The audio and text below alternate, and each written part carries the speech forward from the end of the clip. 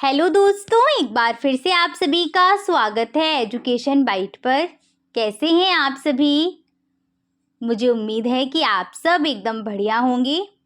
संस्कृत की कल की क्लास में मैंने आपको राम, लता और फल के जो शब्द रूप थे वो बताए थे और मैंने आपसे बोला था जैसे कि राम आपका क्या है, तो आपको पता है राम किसमें आता है?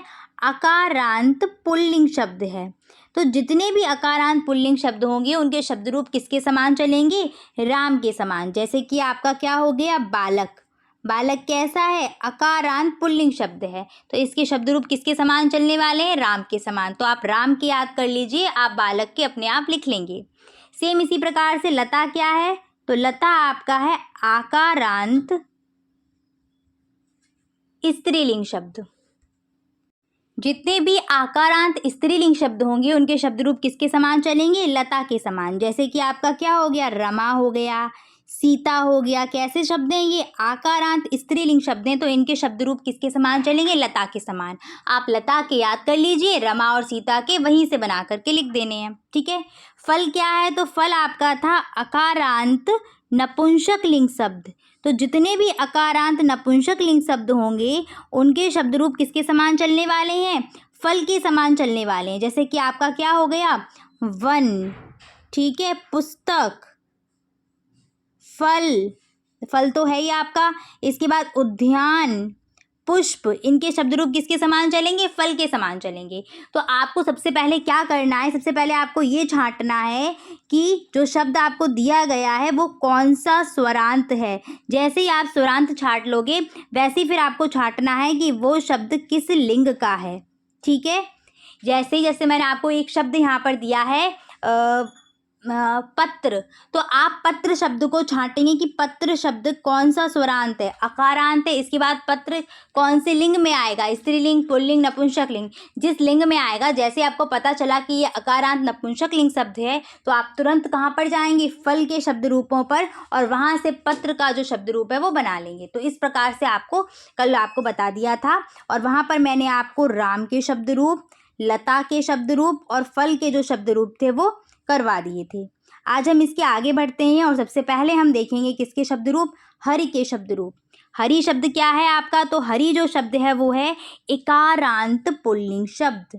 यानी कि जितने भी इकारांत पुल्लिंग शब्द आएंगे आपके, उन सब के शब्द रूप हरि के समान ही चलने वाले हैं। जैसे कि आपका एक शब्द क्या है? मुनि, इकारांत पुल्लिंग शब्द है। एक शब्द है कवि, इकारांत पुल्लिंग है। तो आप हरि के याद करो, मुनि और कवि के अपने आप लिख लेंगे। ठीक है, इसी से मिलते जुलते। चलिए आगे बढ़ते हैं। तो कैसे? कल मैंने आपको जो तरीका बताया था याद करने का वो इस प्रकार से था कि आप प्रथमा विभक्ति के तीनों वचन को याद करिए, उसके बाद द्वितीय विभक्ति के तीनों वचन याद करिए, फिर तृतीया, फिर चतुर्थी, इस प्रकार से याद करें।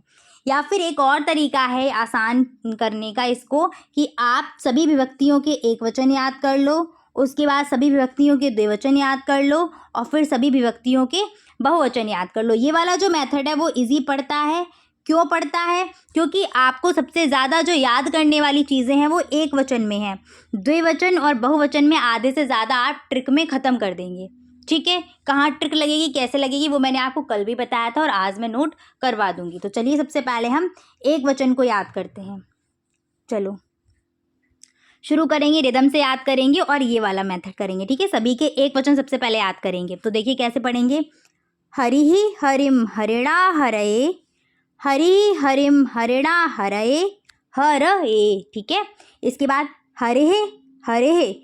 हा जो है विसर्ग जहाँ भी आए वहाँ पर हा का साउंड बहुत अच्छे से बोला करो, तो आप तुरंत समझ जाएंगे जब भी लिखने जाएंगे कि हा का साउंड आ रहा है, इसका मतलब यहाँ विसर्ग लगानी है पक्का। ठीक है, तो हरे हरे हरे हरओ हे हरे। एक बार फिर से देखेंगे। हरि हरिम हरिणा हरये, हरि हरिम हरिणा हरये, हरे हरे हरओ हे हरे। क्लियर है? इसके बाद आइए द्विवचन पर। द्विवचन में आपको सिर्फ और सिर्फ क्या याद करना है? प्रथमा और द्वितीया का द्विवचन याद करना है। और बहुवचन में भी आपको सेम क्या याद करना है? प्रथमा और द्वितीया का बहुवचन याद करना है। बाकी सब में ट्रिक लग जाएंगी। तो चलिए याद करते हैं। बहुवचन सबसे पहले प्रथमा द्वितीया का जो द्विवचन रहेगा वो क्या रहेगा? हरि हरि। हरी हरी, हरी हरी, ठीक है, सेम ही रहते हैं, तो एक ही बार पढ़ लो, हरी हरी। इसके बाद आते हैं द्विवचन में तृतीया विभक्ति, चतुर्थी और पंचमी। तो कल आपको ट्रिक बताई थी कि तृतीया से लेकर पंचमी तक जो द्विवचन रहता है वो समान रहता है, और क्या जोड़ना पड़ता है, भ्याम। जिसका भी शब्द रूप आप लिखने जा रहे हैं बस उसमें लास्ट में क्या जोड़ देना, भ्याम ऐड कर देना, और आपका तृतीया विभक्ति का द्विवचन, चतुर्थी विभक्ति का द्विवचन और पंचमी विभक्ति का द्विवचन तैयार हो जाएगा। जैसे कि लता शब्द आपके सामने आ जाए तो क्या जोड़ देना, वहाँ पर भ्याम जोड़ देना। नदी शब्द आ जाए, नदी, तब भी आपको क्या जोड़ देना है, भ्याम जोड़ देना है। कोई भी शब्द रूप आए बस आपको लास्ट में भ्याम जोड़ देना है, और आपका तृतीया, चतुर्थी, पंचमी का द्विवचन तैयार हो जाएगा, ठीक है। इसके बाद आइए षष्ठी और सप्तमी में। षष्ठी और सप्तमी में आपको जोड़ना होता है क्या, लास्ट में यो हो या फिर वो हो। तो हरी शब्द में आएगा यो, ठीक है, हरी में क्या आएगा, यो। अगर आप देखें तो यहाँ पर देखो क्या लिखा हुआ है, हर्र्यो, तो लास्ट में यो मिल रहा है देखने को कि नहीं, तो यहाँ से याद कर लेना। वो आपका गुरु में देखने को मिलेगा, वहाँ पर वो लगता है, क्लियर है, तो वो मैं आपको अलग से बता दूंगी। यहाँ पर फिलहाल हम इसी को देखेंगे, ठीक है। और जो संबोधन का द्विवचन रहेगा वो आपका प्रथमा वाला ही रहता है, तो आपको वहाँ याद करने की ज़रूरत ही नहीं है, ठीक है। अब आते हैं बहुवचन पर। तो बहुवचन में देखिएगा, बहुवचन में आपका प्रथमा विभक्ति में क्या रहेगा, हरयः, द्वितीया में रहेगा हरीन, तो हरयः हरीन, हरयः हरीन। इसके बाद तृतीया में क्या करना है, तृतीया में आपको पीछे भी जोड़ना है, चाहे किसी का भी शब्द रूप लिखना हो, जिसका शब्द रूप लिखने जा रहे हैं उस शब्द में जोड़ दीजिएगा भी। केवल अकारांत, नपुंसक लिंग और पुल्लिंग को छोड़ करके बाकी सभी शब्द रूपों में आपको भी जोड़ देना है। देखिएगा कैसे आसान बताती हूँ आपको। देखो, नदी का लिखना है तो भी जोड़ देना, नदी भी। इसके बाद लता का लिखना है तो लता होता है शब्द, इसमें पीछे जोड़ दीजिएगा भी, लता भी। हरि का लिखना है तो क्या हो जाएगा, हरि में भी जोड़ दीजिएगा। पिता के रूप चलेंगे तो पिता को संस्कृत में पितृ बोला जाता है, तो क्या हो जाएगा, पितृ भी, सिर्फ आपको भी जोड़ना है, क्लियर है। तृतीया का बहुवचन तैयार हो जाएगा। सेम आपका चतुर्थी और पंचमी की जब बारी आएगी तो चतुर्थी और पंचमी के बहुवचन में आपको पीछे जोड़ना होता है भ्या। क्या जोड़ना होता है, भ्या। जो भी शब्द है उसमें आप सेम टू सेम क्या जोड़ दीजिएगा, भ्या जोड़ दीजिएगा, और आपका चतुर्थी और पंचमी तैयार हो जाएगा, क्लियर है। बस अकारांत, पुल्लिंग और नपुंसक लिंग को छोड़ करके बाकी सब में यही जुड़ेगा, और कुछ अंतर नहीं पड़ेगा। इसके बाद आइएगा षष्ठी विभक्ति के बहुवचन पर। षष्ठी विभक्ति का बहुवचन थोड़ा सा अलग है, ये मैंने आपको कल की क्लास में बताया भी था। यहाँ पर क्या होता है, तो यहाँ पर नाम जुड़ता है। क्या जुड़ता है, राम जुड़ेगा। देखिएगा यहाँ पर क्या जुड़ता है, राम या फिर नाम। बस एक याद रखना, जैसे ही आप शब्द में नाम या राम जोड़ेंगे, राम तब लिखेंगे जब वहाँ पर रा दिया गया हो। जैसे हरि में रा है तो राम आ जाएगा, राम में रा होता है तो राम आता है वहाँ पर। बस याद रखना कि जब आप नाम जोड़ने जाएंगे तो जो भी शब्द दिया है, इस शब्द का जो लास्ट वाला स्वर दिया है, जो भी इसका अंत में स्वर होगा उसको दीर्घ कर देना। जैसे हरि है तो इसका दीर्घ कर दीजिएगा, तो क्या बन जाएगा, हरि राम। ऐसे ही आपको एक और बता देती हूँ, राम शब्द है और इसमें आपको नाम जोड़ना है तो नाम जोड़ दो, पर राम में जो अंत का स्वर है उसको दीर्घ करो। राम में अंत में क्या है, आ है, तो बड़े आ की मात्रा लगा दो, तो बनेगा रामाराम, ये सही है। ऐसे ही आपको नदी का लिखना होगा तो आप क्या लिख देंगे, नदी, और पीछे क्या आएगा, नाम, क्योंकि यहाँ रा तो है नहीं तो नाम। अब नदी पे तो भाई ऑलरेडी दीर्घ मात्रा ही थी, बड़ी ई की ही मात्रा थी, तो कुछ नहीं करना था, सीधे नदी नाम कर देना था। यानी कि जब आप नाम जोड़ने जाएंगे षष्ठी के बहुवचन में तो मात्रा को दीर्घ कर देना, उसके बाद जोड़ देना। जैसे छोटा आ है तो बड़े आ की मात्रा, छोटा ऊ है तो बड़े ऊ की मात्रा, इसके बाद आपकी ई है तो बड़ी ई की मात्रा, बस ये कर देना है, क्लियर है। और लास्ट सप्तमी का बहुवचन तो इजी है, लास्ट में क्या जोड़ना है, सु जोड़ना है, जो भी शब्द दिया गया होगा उसमें। फिर से एक बार दोनों ही द्विवचन और बहुवचन की मैं ट्रिक बता देती हूँ जहाँ जहाँ पर लगनी है। सबसे पहले नोट करिएगा, तृतीया विभक्ति, चतुर्थी विभक्ति का द्विवचन क्या ऐड कर देना है पीछे, जैसे कि तैसे ही ऐड करना है भ्याम। और इसके बाद षष्ठी और सप्तमी में क्या ऐड करना होता है, योह। आइएगा बहुवचन में, तो बहुवचन में तृतीया का जो बहुवचन रहेगा वो उसमें ऐड करना होता है भी। चतुर्थी और पंचमी के बहुवचन में ऐड करना होता है भ्या। षष्ठी के बहुवचन में क्या ऐड करेंगे, तो मात्रा को करेंगे दीर्घ, उसके बाद ऐड करेंगे नाम। अगर रा होगा तो वो नाम कन्वर्ट हो जाएगा राम में। इसके बाद सप्तमी में क्या ऐड कर देना है, सीधे सीधे सु। यहाँ पर थोड़ा सा चेंजमेंट है, तो इसको अच्छे से लिखना कि दीर्घ स्वर, उसके बाद नाम ऐड करना है, ठीक है। और बाकी संबोधन जो रहेगा द्विवचन और बहुवचन में वो सेम टू सेम रहता है प्रथमा का ही, ठीक है। चलो, तो याद हो गए होंगे और यहाँ पर ट्रिक भी समझ में आ गई होगी। जो मैंने ट्रिक बोली है बस उसको एक बार कॉपी पर लिख ज़रूर लेना। क्लियर है। इसके बाद आते हैं यहाँ पर देखिएगा, हरि के समान शब्द रूप किस किस के चलेंगे। तो हरि के समान शब्द रूप चलते हैं मुनि के, गिरि के, कवि के, रवि के और पाणी। जितने भी इकारांत पुल्लिंग शब्द होंगे उनके शब्द रूप चलेंगे हरि के समान। क्लियर है। चलिए आगे बढ़ते हैं। नेक्स्ट आते हैं उकारांत पुल्लिंग शब्द, जो है आपका गुरु।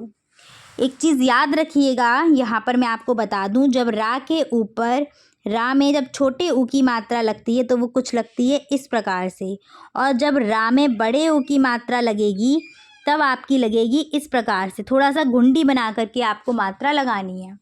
चलो, तो गुरु के शब्द रूप देख लेते हैं। सबसे पहले हम एक वचन को देखेंगे, ठीक है, फिर द्विवचन और फिर बहुवचन। सेम वही ट्रिक लगानी है, कुछ नया नहीं करना है। प्रथमा विभक्ति देखिएगा, तो प्रथमा क्या रहेगी, गुरुहु गुरुम गुरुणा गुरवे, गुरुम गुरुम, सॉरी फिर से एक बार, गुरुहु वहाँ पर क्या था, हरि में हरि ही था, यहाँ पर था गुरुम, हरि में क्या था, हरिम था। गुरुणा वहाँ पर था हरेणा, गुरुवे वहाँ पर था हरए, ठीक है। गुरुहो गुरुहो गुरऊ, गुरुहो गुरुहो गुरऊ, हे गुरु, ठीक है। एक बार फिर देखो, गुरुहो गुरुहो गुरऊ, हे गुरु। अब वहाँ पर क्या था, हरे हे हरओ और हे हरे। क्लियर है।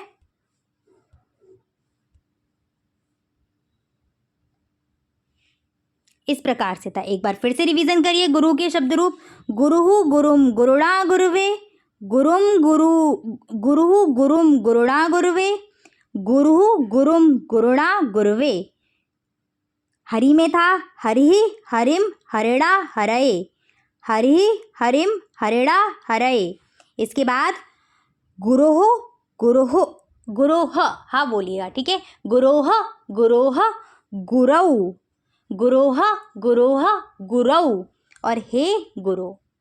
हरि में क्या था, हरे हे हरऊ, हे हरे, ये था हरे में।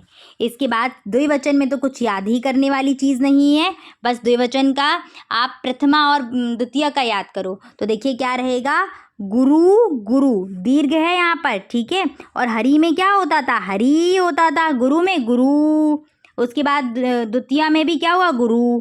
फिर तो क्या लगाना है, तृतीया से पंचमी तक भ्याम लगा देना है, और षष्ठी और सप्तमी में वो लगा देना है, गुरुवोह गुरुवोह गुरुवोह गुरुवोह, ठीक है।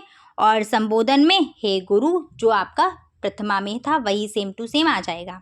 इसके बाद आइएगा बहुवचन में, गुरवाह गुरून, गुरवाह गुरून, गुरवाह गुरून। फिर तो क्या लगेगा, भी लगेगा, ब्या लगेगा, राम लगेगा, दीर्घ मात्रा के साथ। देख रहे हैं आप, रा पे बड़े ऊ की मात्रा लगी हुई है, तो दीर्घ मात्रा प्लस नाम ये ऐड करना है, और सप्तमी में ऐड करना है सु। ये ट्रिक थी आपकी। तो एक बार यहाँ पर मैं ट्रिक लिखा दूंगी अभी आपको लास्ट में। यहाँ पर देख लीजिए, गुरु के समान किसके शब्द रूप चलेंगे, तो भानु, विष्णु, राजू, शिशु, रिपु, तरु, प्रभु, जो भी आपके उकारांत शब्द होंगे, उकारांत पुल्लिंग शब्द, उन सभी के शब्द रूप चलेंगे गुरु के समान। चलिए यहाँ पर ट्रिक नोट कर लीजिएगा।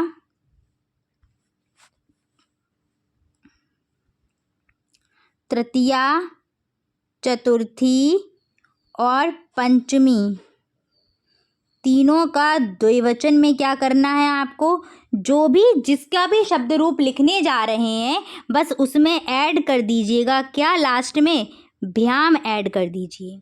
क्लियर है? चलिएगा फिर आपकी अगली ट्रिक है तृतीया का बहुवचन।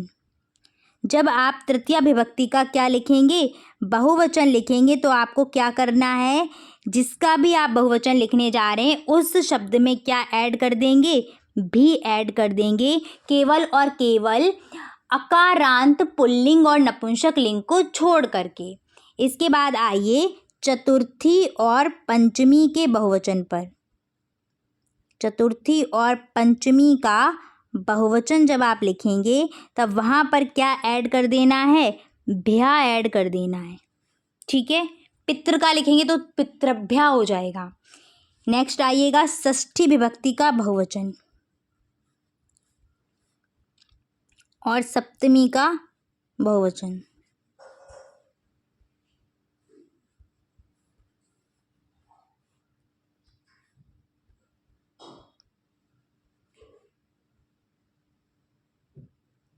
षष्ठी का बहुवचन और सप्तमी का बहुवचन।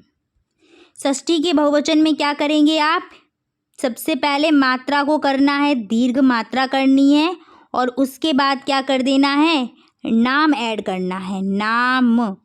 बट जब रा लगा होगा तो ये नाम कन्वर्ट हो जाएगा राम में। ठीक है, अगर जैसे हरि है, राम है, तो वो नाम में कन्वर्ट हो जाएगा। मात्रा दीर्घ कैसे करनी है, अगर आ की मात्रा है तो कन्वर्ट कर देंगे बड़े आ में, ई की मात्रा है तो कन्वर्ट कर देंगे बड़ी ई में, और अगर दीर्घ मात्रा ऑलरेडी है तो वही लगी रहेगी। ठीक है, उसको क्या दीर्घ बनाओगे, बड़ी ई से भी, बड़ी ई तो है नहीं, खुद ही बड़ी है, वो दीर्घ है, उससे और तो दीर्घ है नहीं, तो उसका वही रहेगा। ठीक है, वो भी यहाँ लिख देती हूँ, कंफ्यूज नहीं होना। ई है तो उसको ई का ई ही रखना है, उसको चेंज नहीं करना। सप्तमी के बहुवचन में क्या करना है, जो भी शब्द दिया है उस शब्द में क्या लगा देंगे, सु लगा देंगे। कहीं कहीं किसी किसी शब्द रूप में षटकोण वाले सा की जगह आपको ये वाला सा भी देखने को मिलेगा, दंती सा, तो वो आपको बस थोड़े से नाम याद रखने पड़ेंगे। जैसे लता में क्या आता है, षटकोण वाला सा आएगा। ठीक है, तो ये आपको याद रखने पड़ेंगे। चलिए, बाकी सभी में तो आपका यही वाला सा आता है। कौन सा, ये वाला, जो शब्द है उसी में। जैसे यहाँ एग्जाम्पल में मैं बता दूं, अगर गुरु है तो गुरु आपका होता है उकारांत, इसमें अगर आप क्या जोड़ दें, सु, तो बन गया सप्तमी का बहुवचन। मुनि है, मुनि में क्या जोड़ दीजिएगा, सु जोड़ दीजिएगा, बन गया सप्तमी का बहुवचन। लता है, लता में आप याद रखना ये वाला सा जोड़ता है, तो लतासु, बन गया सप्तमी का बहुवचन। जो भी शब्द है उसी में जोड़ देना है। क्लियर है? यानी कि आकारांत स्त्रीलिंग में बस ये वाला सा देखने को मिलेगा। उम्मीद है ट्रिक समझ में आ गई होगी। अब हम फटाफट से क्वेश्चन को कर लेते हैं। सबसे पहला क्वेश्चन है हमारा, मुनि भी शब्द किस विभक्ति व वचन का है। मुनि भी, लास्ट में क्या लगा हुआ है, भी लगा हुआ है। ट्रिक में अभी लिखवा भी दिया था, ये आपका तृतीया विभक्ति का क्या है, बहुवचन है। क्वेश्चन आया हुआ है डीएलएड में आपके। बालकहे शब्द किस विभक्ति व वचन में है। तो राम के शब्द रूप याद हो चुके होंगे सभी को, रामः रामौ रामः रामम रामौ रामान् रामेण रामाभ्याम रामहे। ठीक है, देखिएगा यहाँ पर, और चाहे तो आप राम के शब्द रूप भी उसी के समान याद कर लीजिएगा, ऐसे करके और ऐसे करके, जैसे चाहे वैसे। रामहे कहाँ रहा, तृतीया का बहुवचन। ठीक है, वही निकल के भी आ रहा था, तो आप क्या करेंगे यहाँ, तृतीया विभक्ति का बहुवचन। आकारांत में थोड़ा सा रूल अलग है, इसीलिए मैंने आपको उनके बाद ये सारे कराए हैं। इसके बाद हरि शब्द का षष्ठी विभक्ति बहुवचन लिखना है। षष्ठी विभक्ति बहुवचन की ट्रिक क्या बताइए, जो मात्रा लगी है उसको दीर्घ करो और उसके बाद नाम जोड़ दो, तो क्या हो जाएगा, हरि, छोटी की मात्रा है, बड़ी की लगा दो, और रा है इस वजह से ना की जगह ड़ा हो जाएगा, तो हरि राम इसका जो शब्द है वो बनेगा। मुनि शब्द का द्वितीय विभक्ति तीनों वचन का रूप लिखना है। मुनि शब्द का द्वितीय विभक्ति तीनों वचन का, तो जरा हरि के रूप पढ़िएगा। एक वचन पहले तो पढ़ो, ठीक है। हरि का प्रथमा विभक्ति का एक वचन क्या होता है, हरि ही। द्वितीय विभक्ति का एक वचन क्या होगा, हरिम। हरि हरिम हरिणा हरये, ऐसे ही तो चले थे, हरि हरिम, तो क्या हो जाएगा, एक वचन हो जाएगा हरिम। अब आइएगा द्विवचन पर। द्विवचन क्या था, हरि हरि हरिभ्याम, तो हरि द्विवचन पर हमें तो द्वितीय का ही तो लिखना है, द्वितीय का द्विवचन लिख गया। अब आइए बहुवचन पर, तो एक प्रथमा का एक वचन क्या था, हरयः, द्वितीया का एक वचन क्या था? हरीन। लाइन ऐसी चली थी ना, हरयः हरीन हरिभिः हरिभ्या, ऐसे करके। तो क्या आ जाएगा?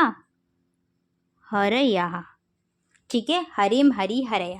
चाहे तो आप यहाँ से देख लीजिए और चाहे तो एक बार पूरा पूरा पढ़ लीजिएगा, ट्रिक को साइड में करके एक बार पढ़ लीजिएगा इस प्रकार से।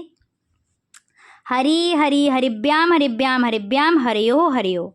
यहाँ पर क्या हो जाएगा? हरयः हरीन हरिभिः हरिभ्या हरिभ्या हरिणाम हरिषु हे हरया। ठीक है, ऐसे करके। आगे आइएगा, नेक्स्ट क्या था? पुस्तक शब्द का प्रथमा विभक्ति के तीनों वचन में रूप लिखिए। पुस्तक शब्द, पुस्तक क्या है? एक अकारांत नपुंसक लिंग शब्द है। और अकारांत नपुंसक लिंग के रूप कैसे चलते हैं? फल की तरह। कल याद कराए थे, फल के प्रथमा विभक्ति का तीनों वचन क्या था? फलम फले फलानि। द्वितीया का क्या था? फलम फले फलानि। और इसके बाद राम के जैसे ही चलने थे, तो हमें प्रथमा का एक वचन ही लिखना है। क्या बन जाएगा?